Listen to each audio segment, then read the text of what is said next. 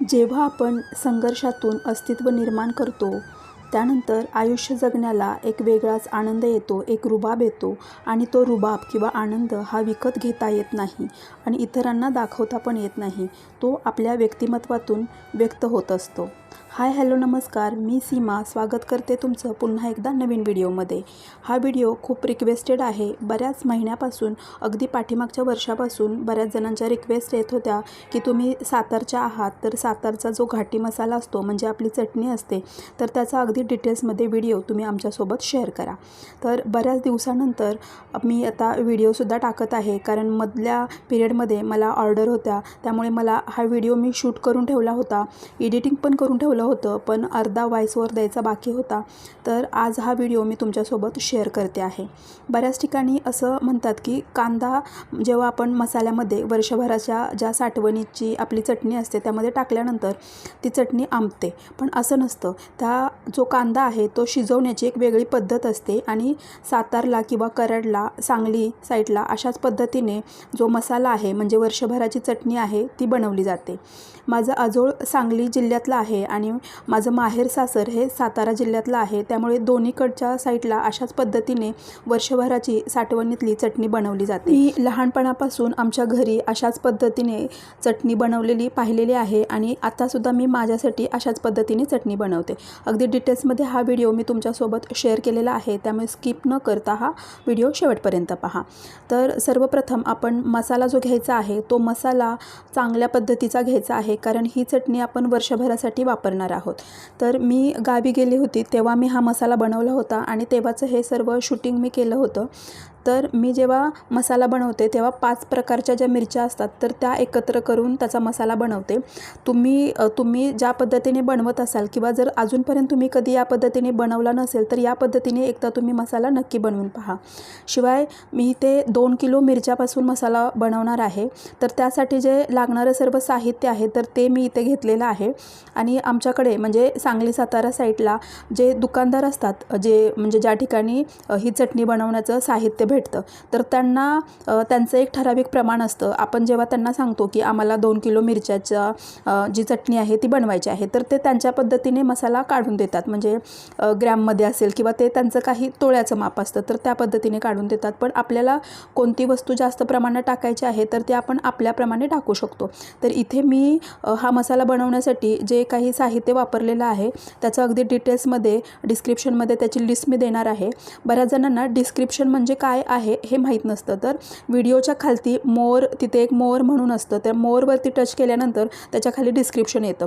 या पद्धतीने त्यांच्याकडे अशी सामानाची लिस्ट असते, सर्व साहित्य त्याच्यात लिहिलेलं असतं. आपल्याला किती क्वांटिटीमध्ये हवं आहे आणि त्याचा रेट त्या लिस्टमध्ये दिलेला असतो. तर ते सर्व जे साहित्य आहे तर ते मी तुम्हाला डिस्क्रिप्शनमध्ये देऊन ठेवेल. तर या पद्धतीने आपण सर्व साहित्य आणलेलं आहे. मी त्यांच्या प्रमाणापेक्षा जास्त जिरे, खोबरं आणि लसूण आहे तर ते त्यांच्या प्रमाणापेक्षा जास्त प्रमाणात वापरते आणि त्यामुळे आपली जी चटणी आहे तर ती अगदी छान बनते. सातारा घाटी मसाला आणि कोल्हापुरी घाटी मसाला आहे, यामध्ये चवीमध्ये आणि साहित्यामध्ये थोडाफार फरक आहे, नाहीतरी बनवण्याची पद्धत जवळजवळ सेम आहे. किंवा काही ठिकाणी मिरच्या भाजतात, म्हणजे कढईमध्ये वगैरे अशा किंवा टोपामध्ये वगैरे अशा मिरच्या भाजतात, पण आमचा जो घाटी मसाला असतो तिकडे मिरच्या वगैरे भाजत नाहीत. त्या उन्हामध्ये सुकवल्या जातात. उन्हामध्ये सुकवून त्याची देठं काढतात आणि त्यानंतर त्या थोड्याशा थंड करून व्यवस्थित पॅक करून ठेवतात. म्हणजे मग त्या अगदी आपण जेव्हा त्यांना कांडायला देणार तर तेव्हा त्या एकदम कुरकुरीत अशा असतील, म्हणजे एकदम कडक असायला हव्यात, म्हणजे मग मिरची पावडर आहे ती अगदी छान बनते आणि त्यापासून आपली चटणी छान बनते. तर जेवढं काही साहित्य आणलं होतं तर ते मी सर्व इथे पाहून घेतलं आणि इथे मी तुम्हाला दाखवण्यासाठी याची क्लिपसुद्धा टाकलेली आहे. एक दिवस आधी हे सर्व साहित्य आणलं आणि दुसऱ्या दिवशी चटणी बनवायला सुरुवात केली. तर इथे मी जे कांदे आणले होते तर ते कांदे अशा पद्धतीने आपण बारीक कट करून घ्यायचे आहेत आणि मिरच्यासुद्धा सुकण्यासाठी टाकलेल्या आहेत. त्यासोबत मीठसुद्धा आपल्याला उन्हाला द्यायचं आहे, म्हणजे त्यामध्ये थोडासुद्धा ओलावा राहता कामा नये. मिरच्या, मीठ आणि लसूण फोडून तो उन्हाला लावायचा आणि ते कांदा या पद्धतीने असा बारीक कट करून घ्यायचा आहे. थंबनेलमध्ये मी आधीच दिलं होतं की अगदी डिटेल्समध्ये हा व्हिडिओ आहे, तर त्याप्रमाणे अगदी डिटेल्समध्ये हा व्हिडिओ शेअर करणार आहे. तर आपण जेव्हा हा लसूण फोडतो तेव्हा फोडल्यानंतर त्याला उन्हाला द्यायचं. आपण उन्हाला द्यायच्या आधी त्याला एकतर तेल लावायचं किंवा मग पीठ लावायचं. असं केल्यामुळे लसूण हा अगदी पटपट सोलला जातो. लसूण सोलण्याचं काम चालू आहे आणि इथे हा कांदासुद्धा कट करून झालेला आहे. इथे या पद्धतीने मी असा आपण ज्या पद्धतीने भाजीला वगैरे कांदा कट करतो तर त्या पद्धतीने कट केला आहे, कारण आपण डंकावरती ही चटणी बनवण्यासाठी देणार आहोत. त्यानंतर जेव्हा म्हणजे मिरची वाटून झाल्यानंतर हा कांदासुद्धा ते त्याच्यामध्ये टाकून व्यवस्थित बारीक करतात. तर त्यामुळे आपण असा हा एवढ्या प्रमाणात असा म्हणजे थोडासा मोठा कांदा कट केलेला आहे. पण जर आपण घरी कांदा म्हणजे चटणी मिसळणार असू तर मग खिसणीवरती कांदा खिसून घेतला तरी चालेल. त्यानंतर कांदा जेव्हा आपण शिजायला टाकणार तेव्हा मोठी कढई, जाडबुडाची कढई घ्यायची किंवा मोठा टोप जाडबुडाचा असायला हवा, तर तसा घ्यायचा आणि कांदा शिजवण्यापूर्वी त्यामध्ये थोडंसं मीठ टाकायचं आणि जसजसा कांदा खाली जाईल म्हणजे शिजेल तसा तो कमी कमी होत जातो. तर राहिलेला कांदासुद्धा आपल्याला त्यामध्ये टाकायचा आहे. तर इथे कांदा टाकून थोडंसं मीठ टाकून याला असं मध्ये मध्ये असं हलवत राहायचं आणि कांदा हा आपला व्यवस्थित शिजायला हवा. मगच आपली चटणी वर्षभरासाठी काय अगदी 2-3 वर्षासाठी बिना खराब होता छान टिकते.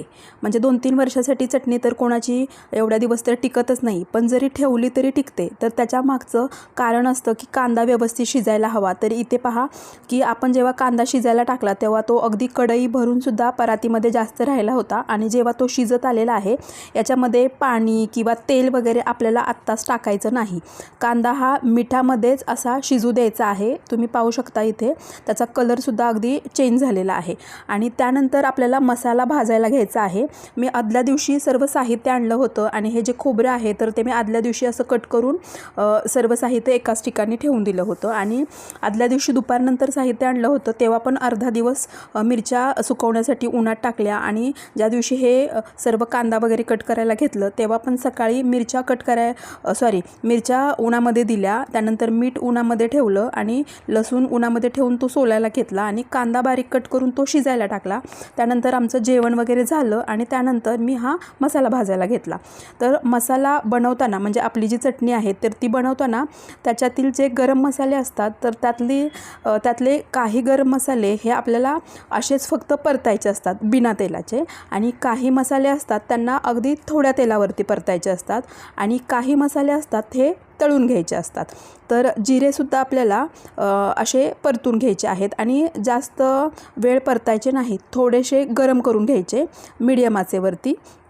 म्हणजे काय होतं की त्याच्यामध्ये कोणताही प्रकारचा ओलावा वगैरे बिलकुल राहत नाही आणि त्याचा जो सुगंध आहे तर तो सुद्धा अजून वाढतो. तर जिरे असतील किंवा आपले शहाजिरे वगैरे असतील तर हे सर्व साहित्य व्हिडिओमध्ये तुम्ही पाहू शकाल. हे साहित्य आपल्याला बिना तेलाचं असंच परतायचं आहे. मी इथे 2 किलो मिरच्यापासून मसाला बनवते. तर ते दुकानदार होते तर त्यांच्या साहित्याच्या प्रमाणानुसार त्यांनी मला 1 किलो मिरचीसाठी 150 ग्रॅम एवढे जिरे दिले होते. म्हणजे 2 किलोसाठी 300 ग्रॅम, पण मी तेवढे जिरे न घेता अर्धा किलो जिरे घेतलेले आहेत. आणि इथे पाहू शकता तुम्ही जिरे थोडे थोडे गरम करून काढले. त्यानंतर शहाजिरे होते ते सुद्धा मी त्यांच्या साहित्याच्या प्रमाणापेक्षा थोडे जास्त घेतले. आणि म्हणजे मग माझ्या सासूबाई आहेत तर त्यांचा जो मसाला असायचा, जी चटणी असायची तर ती खूप छान असायची. तर त्यानुसार मी थोडंसं प्रमाण त्यांच्याशी मिळतं जुळतं घेतलेलं आहे. मिरे, लवंग किंवा नागकेशर वगैरे हे सर्व आपल्याला असं परतून घ्यायचं आहे म्हणजे बिना तेलाचं. आणि हे करत करत मध्ये मध्ये आपल्याला कांदासुद्धा परतायचा आहे. कांद्यामध्ये पाण्याचा अंश बिलकुलसुद्धा ठेवायचा नाही. आपलं जे मीठ घातलं होतं आपण तर त्या मिठाला पाणी सुटून त्यामध्येच हा कांदा शिजतो. तर इथे पाहू शकाल तुम्ही कांद्याचा कलर पूर्णपणे चेंज झालेला आहे. कांदा हा एकदम डार्क झालेला आहे आणि त्याच्यातील पाणीसुद्धा आटलेलं आहे. तर त्यानंतर आपल्याला यामध्ये तेल टाकायचं आहे. तर इथे जेव्हा आम्ही हा आपला मसाला किंवा आपली चटणी बनवतो तर त्यासाठी शेंगदाण्याचं तेल वापरतो. म्हणजे आमच्याकडे नेहमीच या चटणीसाठी शेंगदाण्याचं तेल वापरतात. पूर्वी माझी आजी तरी चटणी बनवायची असायची तर त्यापूर्वी घाणा काढायची आणि जे घाण्याचं तेल असतं तर ते चटणीसाठी वापरायची. तर आता तरी काही ठिकाणी अजूनसुद्धा घाणा वगैरे काढतात, म्हणजे तेलाचा घाणा असतो, शेंगदाणे, सूर्यफूल वगैरे, करडई वगैरे त्याचं तेल बनवतात. आणि ते जे तेल आहे तर ते चटणी बनवण्यासाठी वापरतात. तर मी इथे शेंगदाण्याचं जे तेल आहे तर ते कांदा शिजवण्यासाठी वापरलेलं आहे आणि इतर साहित्य तळण्यासाठी सुद्धा आपल्याला हेच तेल वापरायचं आहे. तर या कांद्यातील जे पाण्याचा अंश होता तो बऱ्यापैकी संपला होता. त्यानंतर कांदा खालून थोडा थोडा लागायला लागला होता, कडेलासुद्धा लागायला लागला होता, इथे पाहू शकता तुम्ही. तर या स्टेपला आल्यानंतर त्यामध्ये आपल्याला तेल टाकायचं आहे आणि तेल टाकूनसुद्धा हा कांदा आपल्याला अजून शिजवू द्यायचा आहे. त्यानंतर इथे मी अगदी मीडियम आचेवरती हे मिरे वगैरे भाजत ठेवलं होतं. तर ते सुद्धा हाताने टच करून बघायचं, गरम व्हायला हवं आणि त्यानंतर आपल्याला ज्या परातीमध्ये आपण जिरे आणि शहाजिरे काढले होते त्यामध्ये काढायचं. तर एक एक साहित्य आहे आपल्याला असंच या ताटामध्ये मी घेते, थोडंसं बघते त्यामध्ये काही म्हणजे खडा वगैरे तर नाही ना, आणि असं चेक करत हे जे साहित्य आहे ते भाजून घ्यायचं आहे. तर हा व्हिडिओ पाहिल्यानंतर तुमच्या लक्षात येईल, कारण इथे मी साहित्याचं नाव घेताना थोडंफार पुढे मागे होऊ शकतं, पण पाहिल्यानंतर तुमच्या लक्षात येईल की मी कोणतं साहित्य आहे ते फक्त असंच गरम करून घेतलेलं आहे आणि कोणत्या साहित्यामध्ये थोडंसं तेल टाकून गरम केलं आहे किंवा कोणतं साहित्य तळून घेतलेलं आहे. मिरे आणि नाकेश्वर आपण एकत्र भाजलं आणि त्यानंतर चिरफळ आणि लवंगा एकत्र भाजायला टाकलेले आहेत. दालचिनीचं प्रमाण पण मी थोडं वाढवलेलं आहे आणि जे वाढवलेलं प्रमाण आहे तर त्याचीच लिस्ट मी तुम्हाला डिस्क्रिप्शनमध्ये देणार आहे. या पद्धतीने जर मसाला बनवला तर जेव्हा जेव्हा आपण कोणताही यापासून पदार्थ बनवतो, भाजी बनवतो, व्हेज असो किंवा नॉनव्हेज बनवतो, तर त्यामध्ये आपल्याला गरम मसाला वगैरे वापरायची गरज लागत नाही. आमच्याकडे सातारा किंवा सांगली साईडचा जी आपली चटणी असते किंवा कोल्हापूर असेल तर आमच्याकडे भाजीला वाटण वगैरे वापरण्याची काही गरज लागत नाही. भाजीमध्ये फक्त आमची ही चटणी आणि जी कोणती भाजी आहे त्यानुसार आम्ही शेंगदाण्याचं कूट टाकतो, त्यामध्येच आमचं म्हणजे भाजी होते. कारण आमच्या चटणीमध्ये ऑलरेडी मसाले हे असतात किंवा मग खोबरं, कांदा, लसूण वगैरे असतो, असं असतं. तर इथे मी जे दालचिनी होती तर ते त्याचे तुकडे करून घेतले जेणेकरून ते व्यवस्थित अशी भाजली जाईल, गरम होईल अशी. दालचिनीसुद्धा आपल्या मसाल्यामध्ये त्याचं प्रमाण थोडंसं जास्त असलं तरीसुद्धा त्याची चव चांगली लागते. तर मी हा जो चटणीचा मसाला आहे तो माझ्या बहिणीचं साहित्य, माझ्या मम्मीचं साहित्य, आमच्या सासूबाईंचं साहित्य आणि दुकानवाल्याचं साहित्य ह्या सर्वांशी मिळतं जुळतं करून त्यातून एक माझं प्रमाण मी बनवलेलं आहे आणि त्यानुसार मी ही चटणी बनवते. ही चटणी बनवल्यानंतर त्याच्यानंतर मी 2 वेळा या साहित्यामध्ये अशाच प्रमाणात चटणी बनवली. अगदी छान माझी चटणी बनलेली आहे. आणि आपली दालचिनी भाजून झाल्यानंतर मी बडीशेप भाजायला टाकली. बडीशेप, खसखस वगैरे हे आपल्याला आत्तासुद्धा अगदी चांगल्या प्रमाणात चटणीसाठी वापरायचं आहे. म्हणजे मग आपली चटणी ही आपण वर्षभरासाठी वापरत असतो तर ती अगदी चांगली होते. तरी ते पाहू शकाल तुम्ही. खसखससुद्धा मी घेतली. प्रत्येक वेळी या ताटामध्ये घेऊन यामध्ये थोडीशी निवडून घेते मी हे सर्व साहित्य, थोडंसं गरम करून या परातीत काढून घेते. तर आपल्याला खसखससुद्धा भाजून घ्यायची आहे. मध्ये मध्ये कांदासुद्धा आपल्याला चेक करायचा आहे. तर इथे पाहू शकता कांद्याचा कलर अजूनच थोडा डार्क झालेला आहे आणि हा तेल टाकल्यानंतरसुद्धा जेव्हा लागायला लागेल तर तेव्हा आपल्याला हा कांदा म्हणजे कांद्याचा गॅस बंद करायचा आहे आणि त्यानंतर आपल्याला हा कांदा पूर्ण थंड करून झाल्यानंतरच तो चटणी बनवण्यासाठी म्हणजे डंकावर घेऊन जायचा आहे. तर आमची जी चटणी असते त्यासाठी आम्ही तीळ वगैरे, खसखस वगैरे हे सुद्धा प्रमाण वापरतो. कोल्हापूरचा जो घाटी मसाला असतो तर त्यामध्ये तिळाचं प्रमाण थोडं जास्त प्रमाणात असतं. काही ठिकाणी तरी तुम्हाला कारळे माहीत असतील, म्हणजे काही ठिकाणी आमच्याकडे तर त्याला कारळेच म्हणतात. छोटे छोटे कारळ्याची चटणी वगैरे आपण बनवतो तर ते सुद्धा वापरतात चटणीसाठी, पण आम्ही वापरत नाहीत. म्हणजे जास्त प्रमाणात वापरतात लोक, काहीजण कमी प्रमाणात वापरतात. तर इथे मी हे तीळ घेतलेले आहेत. खसखस भाजून झाल्यानंतर तीळसुद्धा आपल्याला अशीच कोरडी भाजून घ्यायची आहे, थोडीशी अशी गरम करून घ्यायची आहे. सर्व साहित्य हे आपल्याला थोडं थोडं का होईना गरम करून घ्यायचं, म्हणजे त्यामध्ये पाण्याचा अंश वगैरे बिलकुल राहत नाही आणि यामुळे आपली चटणी आहे तर ती वर्षभरासाठी छान टिकते. तर इथे दगडफूलसुद्धा आपण घेतलेलं आहे. आणि जेव्हा आपण चटणी बनवण्यासाठी साहित्य घ्यायला जातो तर बाकीचं जे सर्व साहित्य असतं तर ते देतात, म्हणजे त्यांच्या प्रमाणानुसार ते घ्यायचं. म्हणजे मला असं वाटतं. आणि जिरे वगैरे आपण आपल्या अंदाजाने थोडे जास्त टाकायचे. लसूण असेल किंवा खोबरं असेल तर हे जास्त टाकायचं, म्हणजे आपली जी चटणी आहे तर ती अजून चांगली लागते. शिवाय या चटणीमध्ये आपण तेलाचं पण प्रमाण अगदी छान ठेवायचं, म्हणजे मग तेल जेव्हा आपल्या चटणीमध्ये असेल तर त्यामुळे चटणीचा कलर वर्षभर अगदी लाल राहतो, चांगला राहतो. त्यामुळे तेलाचं प्रमाण हे कमी करायचं नाही. म्हणजे आता समजा 2 किलो चटणीसाठी 1 किलो तेलाचं प्रमाण आहे, तर कांद्यामध्ये थोडं तेल टाकलं आणि राहिलं तेल म्हणून ते तसंच ठेवायचं नाही. ते कांद्यामध्ये खोबरं तळण्यासाठी आपण वापरणार आहे आणि राहिलेलं तेलसुद्धा कांद्यामध्ये ओतून ते मिक्स करण्यासाठी आपल्याला डंकावरती द्यायचं आहे. म्हणजे मग ते पूर्ण तेल आहे ते आपल्या चटणीला छान लागलं जातं आणि त्यामुळे चटणीचा कलर हा वर्षभरासाठी अगदी लालबुंद छान राहतो. त्यानंतर तेजपत्ता आहे तर तो लांब असतो आणि व्यवस्थित भाजायला होत नाही, त्यामुळे मी कैचीने याला कट करून घेतलं आणि तेजपत्ता छान भाजून घेतला. त्यानंतर आपल्याला आता धणे भाजून घ्यायचे आहेत. तर इथे आत्ता आपण जेवढं साहित्य भाजून घेतलं त्यामध्ये तेल वापरलं नव्हतं. आता यानंतर आपण धणे वगैरे हे सर्व जे साहित्य भाजून घेणार आहोत तर यामध्ये आपल्याला तेल वापरून हे सर्व परतून घ्यायचं आहे. तर धण्याचं पण योग्य प्रमाण आपल्याला ठेवायचं आहे. जर धण्याचं प्रमाण जास्त झालं तर मग चटणीचा कलर हा कमी होत जातो, असं होतं. तर त्यामुळे धणेसुद्धा प्रमाणात आपल्याला वापरायचे आहेत. जेवढ्या चांगल्या प्रतीचे धणे आपण वापरू तेवढ्या आपली चटणी आहे ती अगदी छान चविष्ट बनते.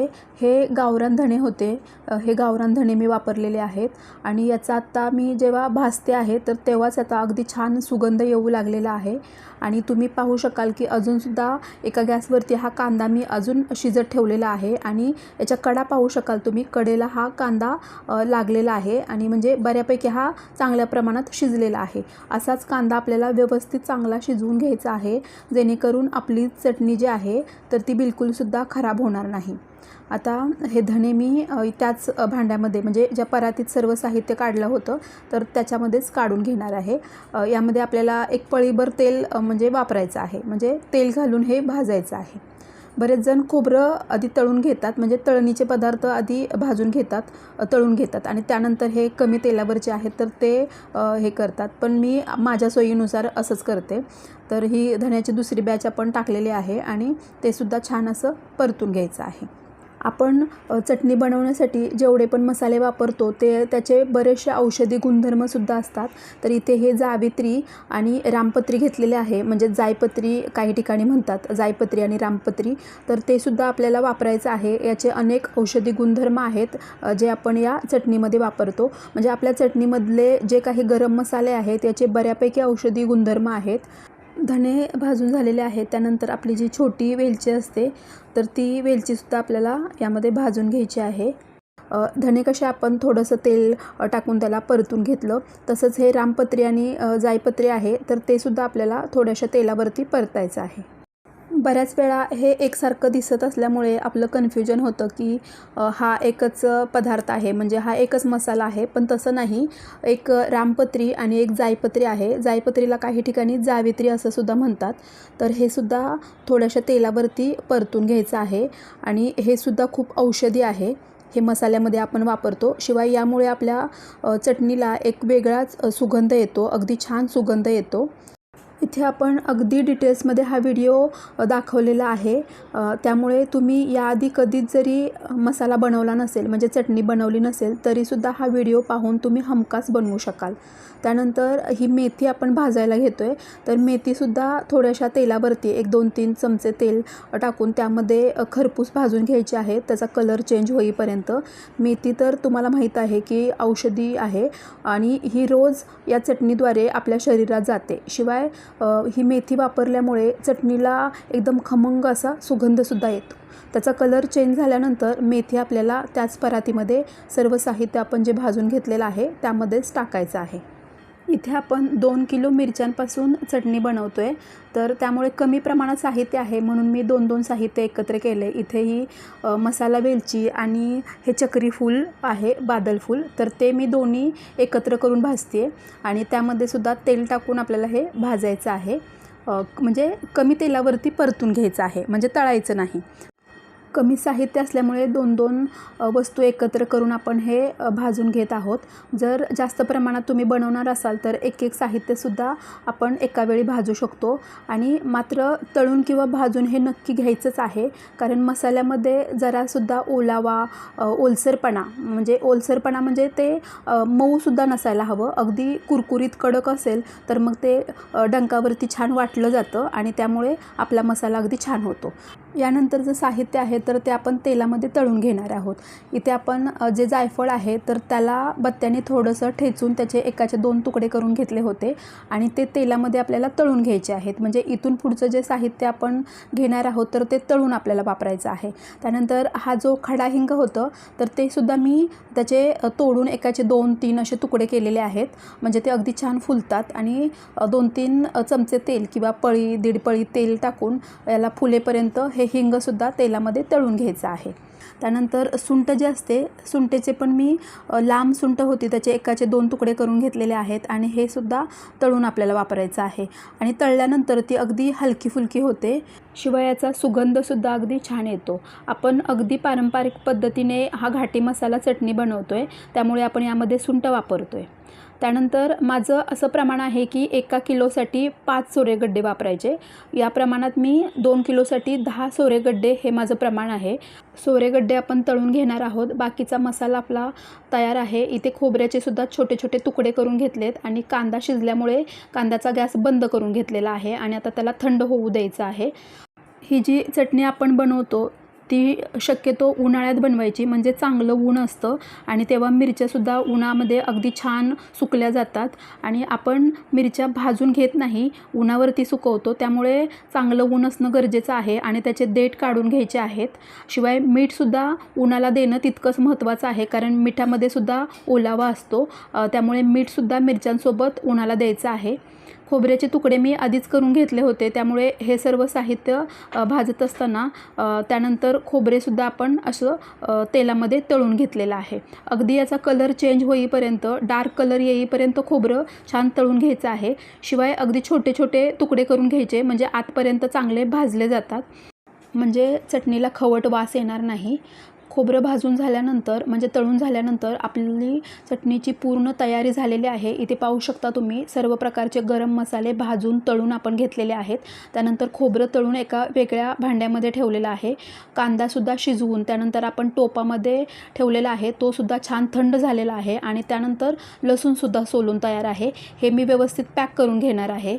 इथे देठ काढलेल्या मिरच्या उन्हातून आणून इथे बांधून ठेवलेल्या आहेत. शिवाय मीठसुद्धा उन्हाला लावलं होतं, ते सुद्धा व्यवस्थित बांधून ठेवलेलं आहे. आणि वैशाली म्हणजे माझी जाऊबाई आणि आम्ही चाललेलो आहोत डंकावरती चटणी करण्यासाठी.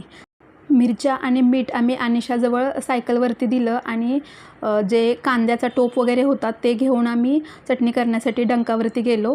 आणि डंकवाल्याला आधीच सांगून ठेवलं होतं, त्यामुळे त्यांनी आम्हाला सायंकाळी चटणी करायला या, म्हणजे त्यावेळी तो डंक फ्री असणार होता. आमचा नंबर आम्ही आधीच लावून ठेवला होता, त्यावेळेत आम्ही तिथे गेलो. जे घरामध्येच डंक आहे आणि त्याच्या पाठीमागे ते राहतात, त्यामुळे आमच्या घरापासून जवळच होतं, त्यामुळे संध्याकाळच्या वेळेत आम्हाला सोयीचं होतं चटणी करून घेणं. तर या पद्धतीचा त्यांच्याकडे डंक होता. आणि त्यानंतर ही चटणी बनवल्यानंतर मुंबईला इकडे मी 2 वेळा चटणी बनवली.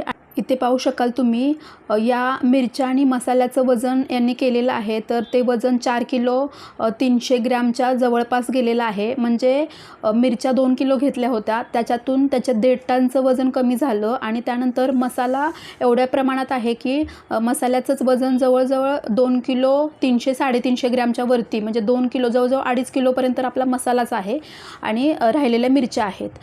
तर बऱ्याच ठिकाणी मिरच्यांच्या वजनावरती पैसे घेतात, काही ठिकाणी मसाले आणि मिरच्या म्हणजे दोन्हीचा जेवढं वजन भरेल त्याच्यावरती त्यांचा पैशाचा रेट असतो. आणि काही ठिकाणी रेडी जेव्हा चटणी होते आणि त्याच्यानंतर त्याचा किलोवरती रेट असतो.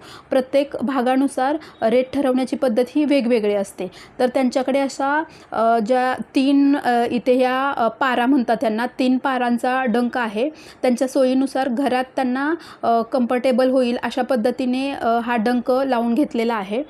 तर तिथे आम्ही त्यांना चटणी करायला वगैरे दिली आणि त्यानंतर आम्ही घरी आलो. त्यानंतर चटणी झाल्यानंतर आम्ही जेव्हा घ्यायला गेलो तर त्यावेळी त्यांनी अशा पद्धतीने व्यवस्थित सगळं पुसून यांच्याकडे सफाई वगैरे अगदी छान होती. छान पद्धतीने त्यांनी तिकडे मेंटेन केलं होतं. शिवाय त्यांच्याकडे ग्रेव्हीची मशीन ते म्हणतात, तर अशा पद्धतीची एक मशीन होती. त्यामध्ये ते खोबरं, कांदा आणि लसूण वगैरे आधीच यामध्ये बारीक करून घेतात आणि त्यानंतर चटणी मिसळण्यासाठी त्यामध्ये टाकतात. म्हणजे त्यांच्या सोयीनुसार ही जी डंक मशीन आहे ती छोटी असल्यामुळे अशा पद्धतीची ग्रेव्ही म्हणजे हे जे मसाले बारीक करण्यासाठीची जी मशीन आहे तर ती त्यांच्याकडे आहे आणि ते खूप सोयीचं पण आहे. त्यामुळे आपली जी चटणी आहे ती अगदी छान बारीक होते. खोबऱ्याचे वगैरे तुकडे त्यामध्ये बिलकुलसुद्धा राहत नाहीत. शिवाय काही ठिकाणी मोठा कार्यक्रम असतो, मोठा जेवणाचा कार्यक्रम, तर त्या ठिकाणी त्यांच्याकडून अशा पद्धतीचा जास्त प्रमाणात म्हणजे वाटण वगैरे बनवून घेऊन जातात असं त्यांनी सांगितलं होतं. तर आपली चटणीसुद्धा इथे तयार आहे आणि रात्री जेवण वगैरे झाल्यानंतर आम्ही तिथून घर जवळ असल्यामुळे बकेटमध्येच भरून घरी चटणी आणली. एक दिवस चटणी आणल्यानंतर अशीच उघडी ठेवून म्हणजे एखादा कपडावरती टाकून छान थंड होऊ द्यायची आहे आणि त्यानंतर दुसऱ्या दिवशी संध्याकाळी आम्ही निघणार होतो. त्यानंतर आम्ही ही चटणी अशी पॅक करून मुंबईला घेऊन आलो. शिवाय या चटणीसोबत मी ही जी मिरची पावडर दिसते आहे तर ती मिरची पावडर मला चकलीसाठी वेगळी अशी मिरची पावडरसुद्धा बनवून घेतली होती आणि ह्या चटणीमध्ये ओलावा असल्यामुळे याच्या अशा गाठी तयार झालेल्या आहेत. त्यानंतर या गाठी फोडून घ्यायच्या आहेत आणि बरणीमध्ये आपल्याला चटणी भरून ठेवायची आहे. तर पाहू शकता तुम्ही ही चटणी मी व्यवस्थित अशा गाठी फोडून बरण्यांमध्ये भरून ठेवणार आहे. तर जाण्यापूर्वीच मी या माझ्या चटणीच्या ज्या बरण्या होत्या तर त्या धुवून सुकून वगैरे ठेवल्या होत्या आणि त्यामध्ये आता आपल्याला चटणी भरून घ्यायची आहे. व्यवस्थित कोरडी भांडी आपल्याला चटणी भरण्यासाठी वापरायची आहेत. हाताची आग होत असेल तर तुम्ही आधीच हाताला तेल लावून घ्यायचं आहे. गोडं तेल लावलं तरी चालेल आणि त्यानंतर चटणी बरण्यांमध्ये अशी भरून ठेवायची आहे. या पद्धतीचा आमचा जो घाटी मसाला असतो म्हणजे आमची चटणी असते ती वर्षभरासाठी या पद्धतीने अगदी चांगली टिकते. आणि हो, मला तुमच्यासोबत अजून एक अनुभव शेअर करायचा होता. तो म्हणजे मी ही चटणी काचेच्या बरण्यांमध्ये सुद्धा भरली आणि चिनी मातीच्या बरणीमध्ये सुद्धा भरली. तर माझ्या लक्षात आलं की काचेच्या बरणीमधली जी भरलेली चटणी आहे त्याचा कलर अगदी छान राहिलेला आहे, म्हणजे तुलनेत की चिनी मातीच्या बरणीमध्ये थोडासा डार्क कलर झाल्यासारखा मला वाटला. हा माझा अनुभव होता, पण तुम्हाला याबाबतीत जर काही अनुभव आला असेल तर मला कमेंट करून नक्की सांगा. चटणीचा सुगंध अगदी छान टिकून राहावा यासाठी मी आधीच येताना असे हिंगाचे मोठे खडे घेऊन आली होती आणि ते बरणीमध्ये वरती आपल्याला असे ठेवायचे आहेत आणि मग नंतर त्याचं झाकण बंद करायचं म्हणजे चटणी छान टिकते आणि शिवाय त्याचा सुगंधसुद्धा अगदी छान राहतो. तर याच पद्धतीने मी राहिलेली सर्व चटणी अशी भरून ठेवलेली आहे आणि लाल मिरची पावडर जी आणली होती तर तीसुद्धा भरून ठेवली. आणि ही चटणी बनवल्यानंतर याच पद्धतीने मी 2 वेळा इथे चटणी बनवली आणि या चटणीपासून हे जे चिकनचं जेवण आहे तर ते बनवलं होतं. तर त्याचा कलर आणि टेस्टसुद्धा अगदी छान झाली होती. शिवाय या पद्धतीने अंडी वगैरेसुद्धा बनवली होती. त्यानंतर मी ही जी चटणी आहे ती इथे मुंबईत बनवली होती.